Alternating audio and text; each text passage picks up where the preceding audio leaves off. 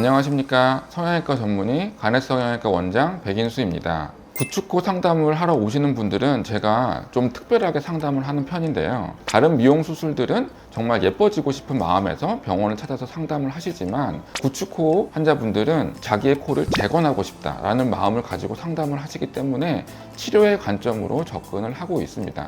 그만큼 세심한 상담과 정확한 진단이 필요한 영역이라고 할 수 있겠습니다. 오늘은 구축코 성형 Q&A에 대해서 궁금하셨던 부분에 대해서 답변을 드리는 시간을 가져보도록 하겠습니다.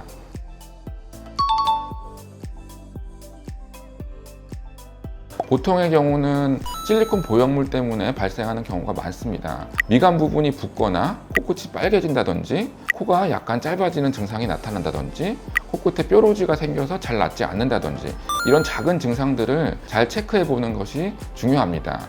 이것이 어떨 때는 구축의 과정의 일부이기 때문에 이 시기를 놓치면 좀 수술이 어려워질 수도 있습니다.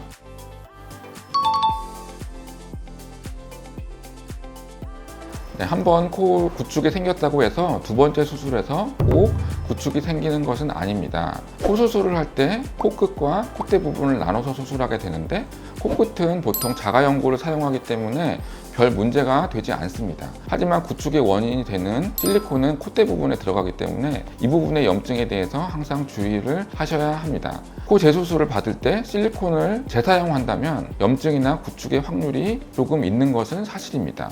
문헌적으로 볼 때 코 수술에서 염증이나 문제가 생길 확률은 약 3% 정도라고 합니다. 하지만 횟수가 올라가거나 한번 염증이 생겼거나 구축이 생겼다는 경우가 된다면 조금 더 확률이 올라가게 되는 것은 사실입니다. 그렇기 때문에 재수술에서 실리콘 보형물을 사용할지 또는 자가 조직만으로 사용할지에 대해서는 상담 후에 진행하시는 것이 좋겠습니다.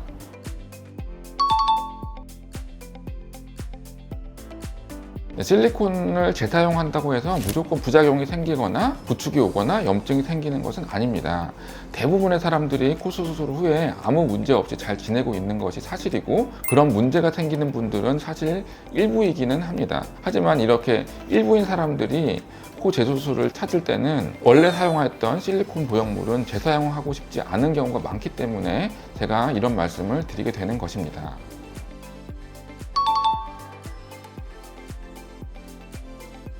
먼저 코 수술할 때 본인이 코 안에 들어가는 재료가 어떤 것인지 꼭 체크해 보는 것이 중요하다고 하겠습니다. 코 성형에 사용되는 재료는 정말 다양한데요. 인공 물질로는 실리콘 또는 고어텍스, 또 고어텍스나 실리콘을 합친 고어실리 이런 보형물류를 주로 사용하게 되고 코끝에도 인공 물질을 사용하게 되는 경우가 있는데 예전에 많이 쓰던 매드포어라든지 요즘에는 메쉬라고 하는 인공 물질을 사용하게 됩니다.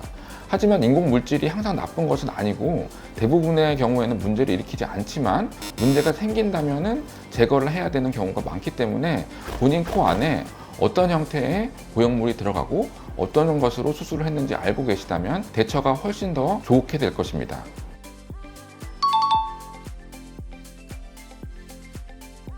저는 첫 수술의 경우에는 실리콘 보형물 사용하는 것을 나쁘게 생각하고 있지는 않습니다. 왜냐하면 한 번도 염증을 일으키지 않았던 사람이기 때문에 염증의 확률도 매우 낮고 그리고 저 같은 경우는 콧대와 코끝을 분리해서 코끝은 자가연골로 높여주기 때문에 좀 더 확률을 떨어뜨릴 수 있기 때문입니다. 하지만 재수술의 경우는 좀 다른데요.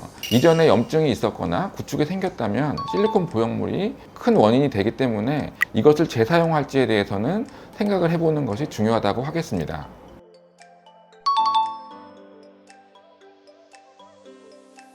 코 재수술의 시기는 재수술의 경우에 따라 다른데요. 만약 현재 염증이 진행되고 있거나 구축이 너무 심해서 피부를 해치고 있는 형상을 보인다면 재수술을 바로 시행해 줘야 합니다. 하지만 이미 보형물이 제거된 상태이거나 구축이 더 이상 진행되지 않는다면 재수술을 좀 더 미루는 것이 좋은데요. 충분한 시간을 가지고 결정하는 것이 좋겠습니다. 코 재수술을 많이 시행할수록 흉살이 성숙되는 시간이 좀 더 길어지는 경우가 많고 그리고 코 안에 만에 하나 작은 염증이 있더라도 그 시간을 기다리는 과정 중에서 염증이 좋아지는 경우가 있기 때문에 기다리는 경우가 많습니다. 가장 오래 기다리면 1년 반까지도 기다리는 경우도 있습니다. 재수술의 경우에는 코의 피부가 가장 중요한데요. 피부가 풀리지 않으면 코 수술의 마무리가 되지 않습니다. 피부가 최종적으로 모양을 내주는 결정적인 요소가 되기 때문에 피부가 부드러워지는 시기가 코 재수술의 적기다, 이렇게 말할 수 있겠습니다. 네, 오늘은 코 재수술 중에서 가장 어렵다고 알려져 있는 구축코 케이스에 대해서 Q&A 시간을 가져봤는데요. 가장 중요한 것은 구축이나 염증이 생기지 않는 것이겠죠. 그렇기 때문에 염증이나 안 좋은 증상이 생겼다면 수술하신 병원을 내원을 하셔서 빠른 처치를 받으시는 것을 권장드리겠습니다. 하지만 이미 구축이 발생된 경우라면 경험이 많고 숙련된 성형외과 전문의와 상담을 해보시는 것이 좋겠습니다. 재수술의 경우는 모양적인 부분을 포기하는 분도 계십니다. 그냥 수술하기 전에 옛날 모습만이라도 가졌으면 좋겠다, 이렇게 말씀하시는 분이 계신데요. 사실 구축코 수술을 하면서 모양적으로 예쁘게도 마무리가 가능합니다. 충분히 예쁜 모습으로 거듭날 수 있습니다. 네, 이상 성형외과 전문의 간해성형외과 원장 백인수였습니다. 감사합니다.